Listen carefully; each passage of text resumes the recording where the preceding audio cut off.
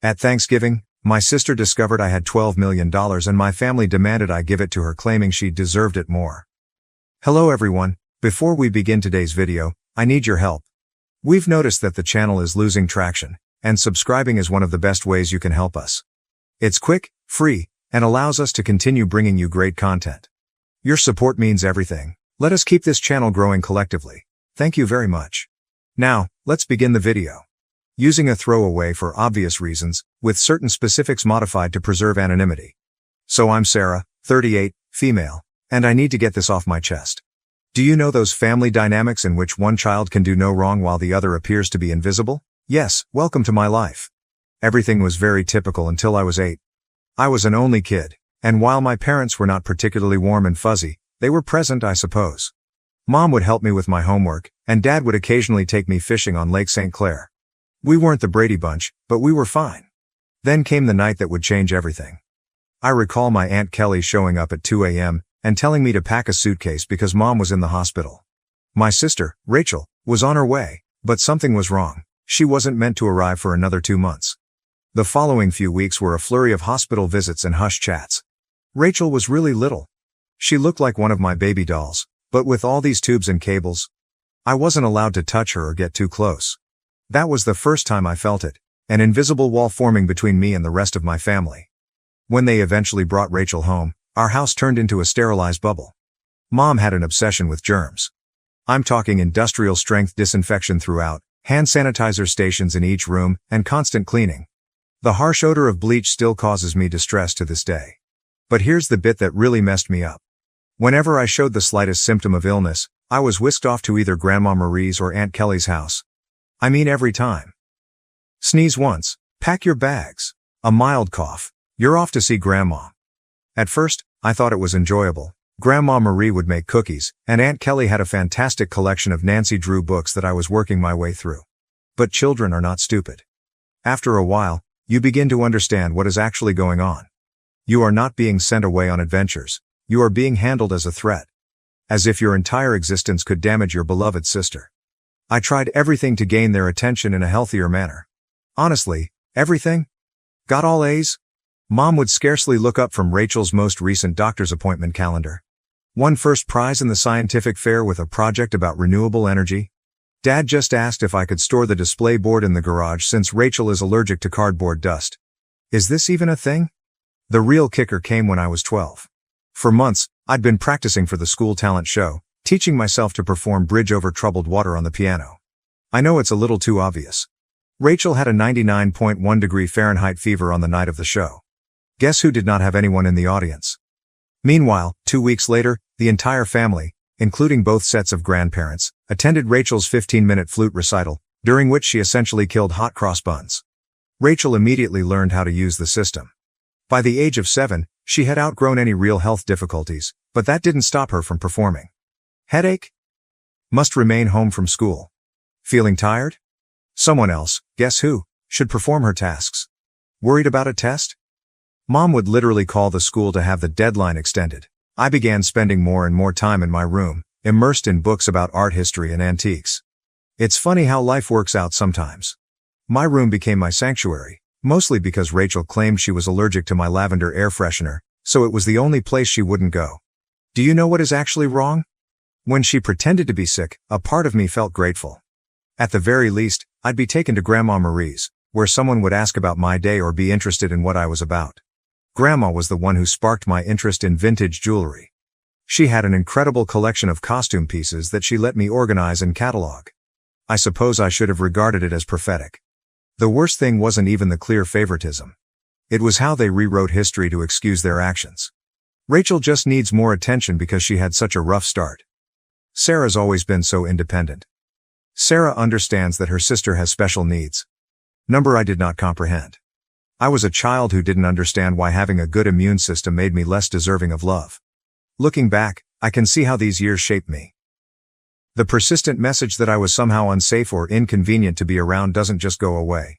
But hey, at least it taught me to be self-sufficient. When no one checks your homework or cares about your triumphs, you quickly learn to be your own cheerleader. High school, the majority of people either loved or loathed it. Me, I regarded it as a ticket out. While Rachel was establishing her drama empire in middle school, I was laying the groundwork for my own escape. And let me tell you, nothing inspires you to accomplish more than knowing that no one will do it for you. Remember how I said I spent hours sorting Grandma Marie's jewelry collection? That taught me a valuable lesson: the need for systematic organization and attention to detail. In high school, I approached everything with the same perspective. My desk at home resembled something out of an organization magazine: color-coded notes, meticulously organized study plans, and everything had its place. Rachel teased me about it, calling me Rain Man. Very great, sis. But here's the thing about being invisible: no one is monitoring your failures or successes. So do whatever the heck you want. I joined every club that would not interfere with my part-time employment at Carson's Diner. Thank you to Carol, the owner, for remembering my birthday when my own parents had forgotten. Debate team? Check. Who is the National Honor Society president? Check. Who is the editor-in-chief of the school newspaper? Check. The debate team was when I truly found my voice. There's something quite rewarding about shattering someone's argument while maintaining complete composure. It also taught me how to negotiate, which I didn't realize at the time but would be useful later. I've won states twice. Rachel had major soccer games, therefore my parents were unable to attend both competitions. She was on the C team, did not even play. The game changer the junior year was when things truly became interesting. I took the SAT and received a flawless score. Not like, oh, pretty good, perfect. I mean, perfect. 1600. You know how many people receive that? Less than 1%. I remember staring at the results screen for almost 20 minutes, convinced it was an error. I rushed home to tell my parents. I realized this is stupid. Mom was in the kitchen assisting Rachel with her English homework. The conversation went something like this. My reaction: Mom. Look, I got a perfect SAT score. Mama. That's nice, honey, but can you keep it down? Rachel's trying to concentrate. She has a big test tomorrow. Rachel, you're correct. Yeah, some of us actually have to study, Miss Perfect. She said. Rachel, sweetie, don't stress. You're just a different kind of learner. I still have the hard copy of those SAT results someplace. Never got pinned on the fridge. But Rachel's C+ in English? That infant received primo refrigerator real estate, complete with a "we're so proud of you" magnet. College applications. The college application procedure was interesting. I applied to 15 schools without informing anyone. I wrote all of my own essays, gathered my own recommendations, and handled all of the financial assistance paperwork myself. My guidance advisor, Mr. Chen, was the true MVP. My parents were too busy to help me with the FAFSA, so I stayed late after school. Then acceptances began to arrive. Harvard, Yale, Princeton, Michigan, and each one comes with a scholarship offer. I stored them all in a locked box under my bed, knowing what would happen if Rachel discovered them. They'd suddenly shifted their focus entirely to her. But if Sarah goes to Harvard, I'll be all alone. Or some nonsense like that. The day I received my full ride offer from UMich, Rachel joined JV cheerleading. Guess which one was celebrated with a family feast? Hint, I had microwave mac and cheese in my room while they went to Olive Garden. But, you know what? The scholarship was my golden ticket. Tuition, lodging and board are all included, as is a book allowance. I could finally leave that house, where I was either invisible or inconvenient. The day I received my acceptance package, I went to my favorite spot in the local library, a fourth-floor window seat overlooking the park, and grieved for an hour. Not sad tears. There were tears of relief. When I told my parents at supper that I was going to UMich, they were ecstatic. He said, Michigan? But that's so far. What if Rachel needs you? She replied, I hope you're not expecting us to help with expenses. Rachel's cheerleading competitions are very costly. Rachel is crying. Oh my God, finally. Can I have your room? I need space for my TikTok videos. The summer before college I worked double shifts at Carson's Diner to save money. Carol, bless her heart, always gave me additional tips and made sure I got to take home leftover pie at the conclusion of my shifts. She also taught me a vital skill: how to recognize genuine people in a society full of fakes. Baby, she'd tell me, in diners and in life, the ones making the most noise usually have the least to say. Move-in day at U Michigan?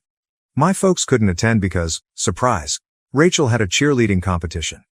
Aunt Kelly drove me instead, helped me set up my dorm room, and gave me a $500 envelope. Your Grandma Marie wanted you to have this, she told me. She's so proud of you. Later, I learned that Grandma had been saving that money from her Social Security checks for months. That first night in my dorm room, I promised myself, I was going to create such a wonderful life that being overlooked would be inconceivable. Not for vengeance. Nothing to prove to my family.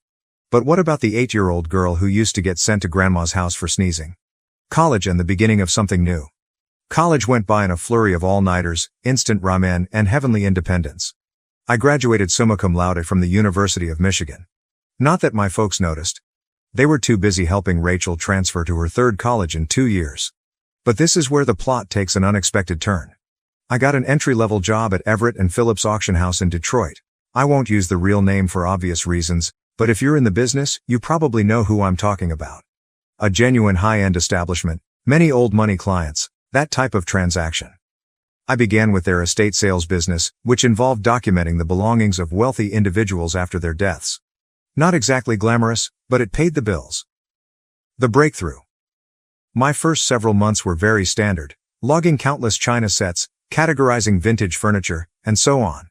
Next followed the Kingston estate. Mrs. Kingston was an elderly widow who had died with no children, leaving behind what everyone assumed was a huge collection of costume jewelry. Rooms filled with the material? This is where those hours at Grandma Marie's came in useful. I'm looking through this stack of jewelry when something catches my attention. It's an Art Deco brooch. Nothing really showy, yet something about it felt different. The weight was unsuitable for costume jewelry. The clasping mechanism was far too complex for a copycat. I believe I spent my whole lunch break that day researching old jewelry markers and signatures. I ended up staying late at the office to use the company's membership to several antique jewelry databases. The more I looked, the more certain I got that this was not costume jewelry. It was the real stuff. Problem was, I was the new girl. Nobody would believe me if I claimed we had a potential treasure on our hands. So I did what the debate team taught me. I meticulously prepared my argument. I spent 2 weeks during lunch breaks and evenings learning everything I could about Art Deco jewelry authentication. I even used some of my pitiful excuse for savings to pay for an online gemology course. Finally mustered the guts to approach my boss, Mr. Harrison. I brought the entire presentation, which included comparative images, historical documentation, and the works. The conversation went something like this. My response: Sir, I think we might have something significant in the Kingston collection. Harrison, scarcely looking up from his phone, says, Sarah, we've already cataloged those as costume pieces. You are correct. I know, but look at these maker's marks. They match perfectly with Cartier's 1925 signatures. Harrison, finally paying attention. Where did you learn all of this? My reply was, I did some research. Long story short, the costume brooch sold for $47,000 at auction. It turns out that it was part of a limited collection created for some European set in the 1920s. But here's the real kicker. Harrison started to trust me after that. He began giving me other artifacts to authenticate. Suddenly, my pointless pastime of sorting antique jewels acquired real significance. I devoted myself to learning everything I could about vintage jewelry. I took every online course I could afford. I spent weekends at estate sales, researching items. Even began a small notepad to document various authentication procedures. My apartment looked like a jewelry scholar's fever dream, with walls covered with printouts of vintage hallmarks and certification guidelines. The auction house started getting results. I was discovering important items that others had overlooked, developing contacts with collectors, and knowing the market. My commission checks became larger. For the first time in my life, I was not simply surviving, I was also saving money. Family? Still remarkably uninterested. At Sunday dinners, which I still went to like a fool, the discourse went like this. Mom. Sarah's still at that antique shop, right? This is me. Auction house, and yes. Actually, I just authenticated a rare Tiffany piece. Rachel interrupts. Oh my God, speaking of jewelry. You guys have to see this charm bracelet I bought at the mall. But I didn't care anymore. For once in my life, I had discovered something wholly mine. Something I was actually excellent at. Something unrelated to being Rachel's sister or family disappointment. The Rothschild collection. Then came the Rothschild collection. This was about 2 years into my employment at the auction business. A massive estate. Old money family. There's a lot of buzz in the industry. I was part of the team that cataloged their jewelry collection. And that's when I noticed it. A fairly commonplace Art Nouveau piece that everyone else had missed. I spent 3 days investigating it. I barely slept. It turned out to be a piece from a famous French jeweler's private collection, which was supposed to have been lost during World War II. When it sold at auction for $238,000, Harrison summoned me to his office. I believed I was being promoted. Instead, he said something that completely changed the situation. "Sarah, you're wasting your talent here. You should be running your own authentication business." Initially, I shrugged it off. Me? Start a business? With what money? However, the notion took root. I began doing modest freelance authentication projects on the side. Word spread that I had a terrific site. Private collectors began contacting us directly. One night, I was sitting in my modest apartment, surrounded by jewelry manuals and authentication tools that I had gradually accumulated, when I had an epiphany. This is something I could actually do. I could create anything on my own. So I did what any reasonable person would do. I took out a large debt against my car. I emptied my savings account. I rented a small office space in a less desirable area of town. People believed I was insane. Perhaps I was. I transformed a storage room above a Chinese restaurant that was about the size of a college dorm room. The rent was low because it always smelled like Kung Pao chicken, and the Wi-Fi only functioned if you sat in the corner by the window. But it was mine. The struggle. The first few months were interesting, and by interesting, I mean scary. I'd awaken at 4 a.m. with cold sweats, calculating how many months till my savings ran out. Loan payments felt like a rope around my neck. My office furnishings comprised of, I purchased a card table from Goodwill. A chair I literally found on the curb. Don't worry, it was thoroughly cleaned. However, in the world of high-end jewelry, reputation and contacts are everything. And my experience at the auction house provided me with both. I started small by doing authentication work for local antique dealers. My fees were lower than the larger organizations, but my attention to detail was becoming known. Word spread. 6 months later, a watershed moment occurred. A dealer I had dealt with at the auction house inquired about a collection of Victorian-era brooches. The owner requested confirmation before selling. It turned out to be a massive collection, with pieces from 3 generations of families. I worked on it for 2 weeks straight, rarely sleeping and documenting everything. I discovered 2 extremely rare pieces that had been misinterpreted as later replicas. The owner was so delighted with my detailed analysis that she not only paid my fee, but also offered me a 10% commission when the piece sold. Was that a commission? $86,000. More money than I had earned in the preceding 2 years combined. Suddenly, my phone rang. A lot. Private collectors have heard about my knack for finding missed pieces. Estate lawyers seeking advice on inherited jewelry. Even my previous auction house began sending me authentication work. I'm quite sure Harrison was secretly helping spread the news. Thanks, boss. Scaling up. By year 2, I'd hired my first employee, Jenny, a fresh gemology graduate who reminded me much too much of myself at that age. She was extremely intelligent, yet she was neglected since she was quiet. She is now my head of authentication and is well worth her weight in gold. The firm expanded quicker than I could have predicted. Moved to a proper office downtown. Goodbye, Kung Pao chicken odor. Created a team of specialists. I've earned a reputation for finding misplaced items. You wouldn't believe how many important historical jewelry items get misinterpreted as costume jewelry in people's attics. Keeping it secret from my family. However, success came with its own set of obstacles. The bigger we became, the harder it became to keep it a secret from my family. They still thought I worked in an antique shop. Rachel would make these sarcastic remarks during family dinners. Rachel asks, "Sarah, I have some old jewelry I was going to donate to Goodwill. Maybe your little shop would want it?" Me, having just authenticated a $1.2 million Fabergé item that morning. "Sure, I'll look into it." Mom continues to introduce me to everyone as my other daughter. She works with old jewelry or something. Meanwhile, I was quoted in Forbes, luckily under my company name, and we had recently built our 3rd office. What's strange about it? Keeping the secret became almost enjoyable. Like this private joke with myself. I'd sit at Sunday dinner in my Target discount outfit, really Chanel, listening to Rachel speak about her entry-level marketing job, knowing I'd just closed a deal for more than her annual income. I even started playing tiny games with myself, such as wearing authentic Harry Winston pieces to family gatherings and seeing whether anyone noticed. They never did.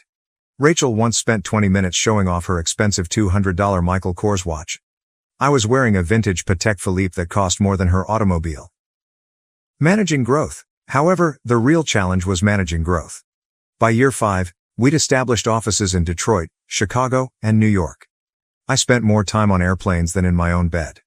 We built a reputation for discretion. It turns out that many wealthy people want their jewels verified without the rest of the world knowing. The money was enormous. For example, we needed to hire a large team of financial advisors. Nonetheless, I maintained a relatively modest lifestyle. I purchased a nice, but not flashy house in a desirable neighborhood.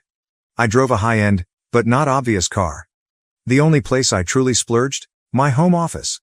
Advanced authentication equipment. The most effective security system money can buy. A custom-built vault to make Fort Knox envy. What's with the irony? They believed I was being frugal by aiding them. Mom would remark things like, "It's so sweet of Sarah to help out. She must be eating nothing but ramen to manage it." Meanwhile, I had just validated a collection, which earned me a commission greater than their mortgage. You know what's strange about success? The more you have, the more difficult it is to explain to others who have always perceived you as inferior.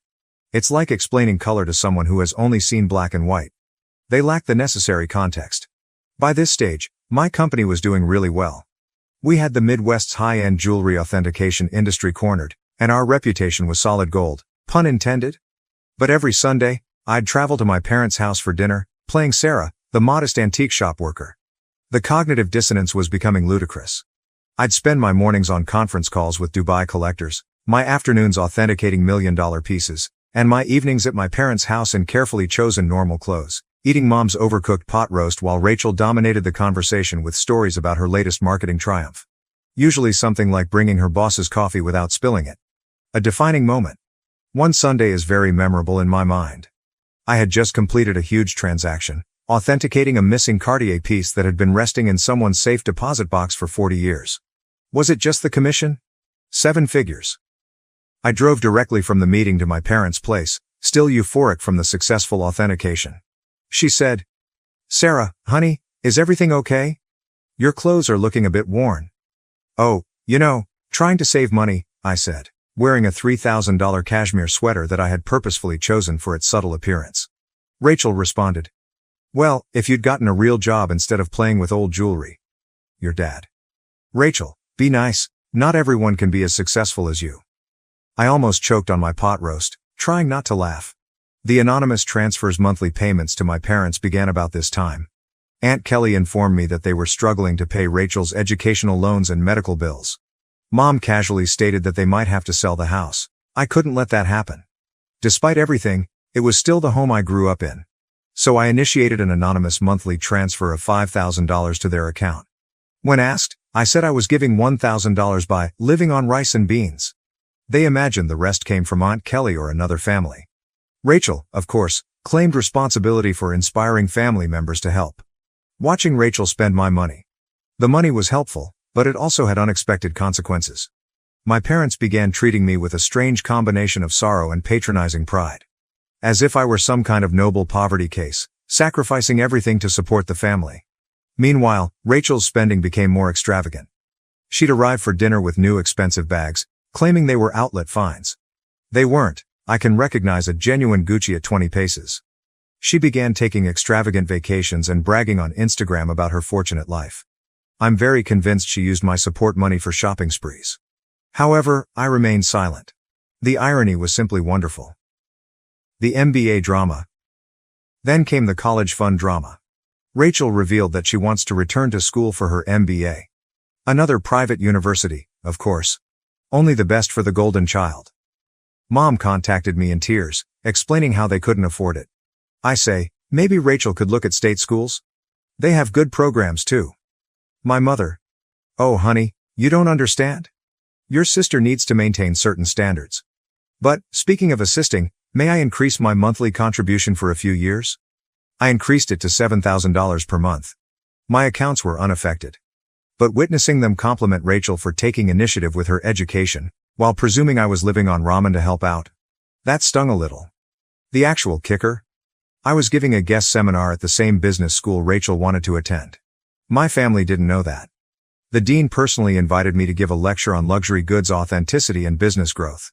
I had to come up with an excuse as to why I couldn't attend Sunday dinner that week. My own achievement started to feel like a distinct life. As if I were some kind of corporate superhero with a hidden identity. By day, I was running a multi-million-dollar authentication business. By night, well, on Sunday evenings, I was just Sarah, The disappointed daughter who worked at an antique shop. The breaking point, Thanksgiving. The weight of the untruth was becoming heavier. Rachel made rude remarks about my career on multiple occasions. Each time Mom apologized to her friends for my modest lifestyle. Every time Dad suggested I get a real job. I believe I always knew it would end dramatically. I just didn't expect it to implode so spectacularly on Thanksgiving. It began 2 weeks before the holiday.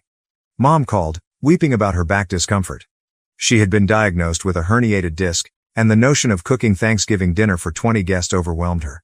Now, I'd like to tell you that I offered to help purely out of goodwill. But really? I became tired of pretending her dried turkey was appetizing. My response, why don't I handle the food this year? I can have it catered. She replied, oh honey, we can't afford a caterer. My response, don't worry about the cost.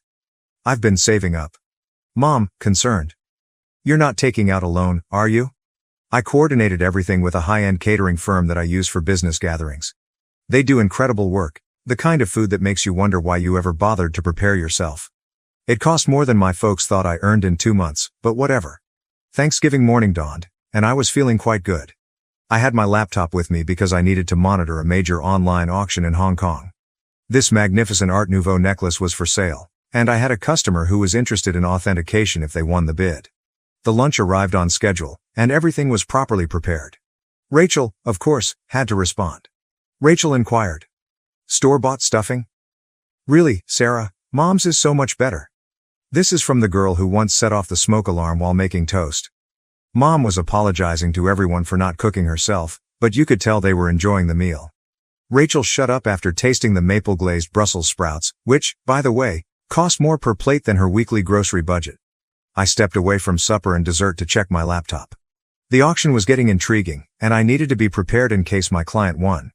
I set up in my old bedroom, which Mom had kept the same since high school. In the meantime, Rachel's room had undergone 3 renovations. That's when everything went wrong. I had left my authentication program running, with many tabs open that displayed various accounts and current agreements. Rachel came in without knocking, some things never change, to borrow my phone charger.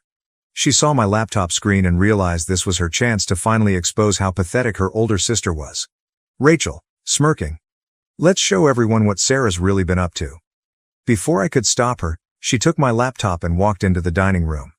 The big reveal, picture this, 20 people, including aunts, uncles, cousins, and my parents, filled with gourmet turkey and half drunk on pricey wine, which they mistook for Trader Joe's. Rachel's reaction. Time to see what kind of important work Sarah's doing on Thanksgiving. She flipped the laptop around triumphantly, apparently intending to disgrace me with whatever minor antique transactions she assumed I was working on. The room went completely silent. Like, you could hear the fancy clock I got Mom for Christmas ticking silently. She believed it was a reproduction. My screen displayed, current account balance, $12.4 million, pending authentication contract, $485,000. Recent transaction, $1.2 million, Hong Kong auction, company's quarterly profit report, $4.2 million. Rachel's face shifted through 5 different emotions in 3 seconds. The final one landed somewhere between astonishment and nausea. She actually swayed slightly on her feet. Rachel whispers, "This cannot be right." She said. "Rachel, honey, what is it?" Rachel, voice cracking. She's rich. Sarah's rich." Chaos ensues. If it was possible, the hush deepened even farther. Then Mom began giggling, like, really laughing. She said, "Don't be silly. Sarah works at that little antique shop." I rose up carefully, straightening out my basic cashmere sweater, which cost more than their monthly mortgage. "Me? Yes. Actually, Mom, I own one of the largest jewelry authentication companies in the country. For years. Those antique shop comments? I authenticate pieces worth millions. That little business you never asked about? It has offices in 3 cities. Dad choked on the liquor. Aunt Kelly dropped her fork. Uncle Mike began coughing terribly. Then Mom's laughing transformed into something else. Her face turned red, then purple. She stood up so quickly that her chair tumbled over. Mom screams, "You have millions, and you let us struggle?" My response. "Struggle? I send you $7,000 every month." She replied. "While sitting on millions? Your sister has student loans." So there it was. Instead, Congratulations. Not. Wow, we're so proud. Just outraged that I hadn't given them more money. Rachel began to cry. Surprising, I know. Sobbing about how she deserved to know, and how I had betrayed the family. Dad joined in. My dad. How could you be so selfish? We're your parents. We raised you. That was when I lost it. Years of being disregarded. Years of dismissal. Years of being considered as a family disappointment. Everything poured forth. My response. Raised me? You shipped me off to grandma's every time I sneezed. You missed every achievement, every award, every milestone, because Rachel might feel left out. You never saved a penny for my college but took out loans for her private school. And now, you're mad that I built something for myself. The following 5 minutes were chaotic. Mom screamed about family obligations. Dad is yelling about ungrateful children. Rachel alternated between sobbing and demanding to know just how much money I had. Meanwhile, the fancy catering team attempted to serve dessert while seeming exceedingly uncomfortable. I grabbed my laptop, took my Hermes bag, which Mom had previously commended as a nice replica, and walked out. Behind me, I could hear Mom discussing how to spend my money, something about Rachel's MBA and a new car. As I went home in my sensible automobile, a limited edition BMW, my phone started filling up with texts. The family group chat burst. Rachel began posting on Facebook about hidden family wealth and selfish siblings. The aftermath. The days after Thanksgiving were like watching a cyclone hit in slow motion. Except that the hurricane represented my family and the debris symbolized my sanity. Let's start with SMS messaging. Within 1 hour of leaving supper, my phone had 47 missed calls. More than 200 messages. Mom followed this intriguing progression. 7:42 p.m. How dare you walk out on family? 8:15 p.m. We need to talk about this like adults. 9:03 p.m. Your sister deserves a share of your success. 10:30 p.m. I've already called a realtor about houses in better neighborhoods. 11:45 p.m. Why aren't you answering? This is your mother. Meanwhile, Rachel had become a full-fledged social media fighter. Rachel, on the other hand, had fully embraced social networking. She wrote an enormous rant on Facebook about how her millionaire sister had been hoarding wealth while watching her beloved family struggle. The comments section was insane. Distant cousins and former high school classmates, whom I hadn't spoken to in years, suddenly formed strong ideas about my moral character. But this is the bit that really grabbed me. Rachel actually posted, all those years of me trying to help Sarah's career, giving her advice about moving up from that little antique shop, and she was secretly wealthy. The betrayal hurt so much I nearly threw my phone across the room. What was the only career advice she ever gave me? I suggest I try selling jewelry on Etsy. If you're unfamiliar with the term, flying monkeys occur when toxic family members send others to guilt trip you. Aunt Susan, whom I saw maybe once every 3 years, called to inform me that family is everything. Uncle Bob, who I'm pretty sure still believes I'm 12, emailed me a lengthy lecture on the importance of sharing wealth. Even my third cousin's wife's sister, how did she acquire my number, felt compelled to express her thoughts on family obligation. But the real fun began when they arrived at my workplace. I arrived in on Monday morning to find Mom, Dad, and Rachel sitting in our reception area. They informed Jenny, my receptionist, that they had an appointment for authenticating services. Rachel clutched her Michael Kors bag as if it was genuinely worth something. The conversation went about as well as one would expect. Your mother. We've discussed it as a family. I said. A family discussion, without the family member you're discussing. Mom, ignoring me. And we think it's only fair that you set up trust funds for everyone. Rachel responds. I need at least $2 million to start my new life properly. Dad said. And your mother and I would like to retire. We're thinking a beach house in Florida. This is me. Did you miss the part where I've been sending you $7,000 monthly? Rachel responds. That's nothing compared to what you have. You owe us. You're thinking, I owe you? For what, exactly? The years of being ignored? The missed graduations? The constant comparisons? Mama. Don't be dramatic, Sarah. We gave you everything. My response. No. I gave myself everything, and you know what? I'm done. Right there in my own office lobby, I took out my phone and canceled the monthly transfers to their account. Mom gasped as if I'd slapped her. Rachel began her phony crying performance, but quickly stopped when she saw it wasn't working. Then things became ugly. They refused to leave. I had to contact security. Seeing my 60-year-old mother being dragged out while yelling about ungrateful children was bizarre. Jenny asked whether I wanted to press charges. I said no. However, I did have their names placed on the building's do not admit list. The harassment lasted for weeks. New telephone numbers. Fake email addresses. Even tried to contact me through my company's customer service. I finally had to issue a formal legal notice, threatening harassment charges.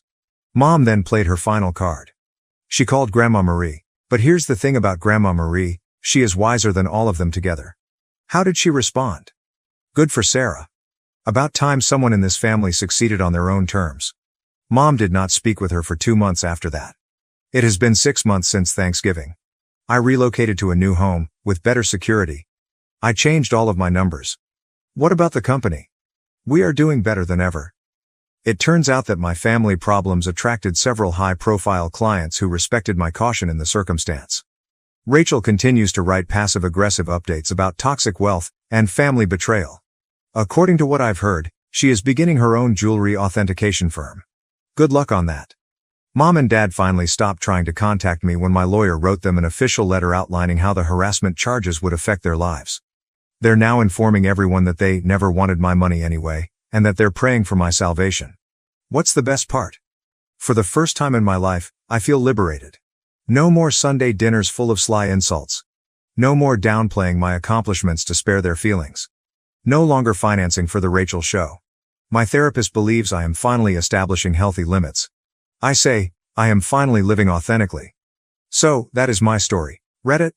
Thanks for allowing me to share it. Special thanks to the catering firm, who sent me a Christmas letter stating that the Thanksgiving meal was the highlight of their year. Edit, responses to common questions. Yes, I am still in treatment. No, I do not regret cutting them off. Yes, Grandma Marie is doing well. She's coming to visit next month to help me catalog a new collection. One last thing. To Rachel. I know you're probably reading this. What about the Cartier bracelet you're wearing in your most recent Instagram post? Definitely a fake. Just saying. Thank you for watching. If you haven't subscribed yet, please do so and hit the notification bell to stay updated with more shocking real-life stories happening around you.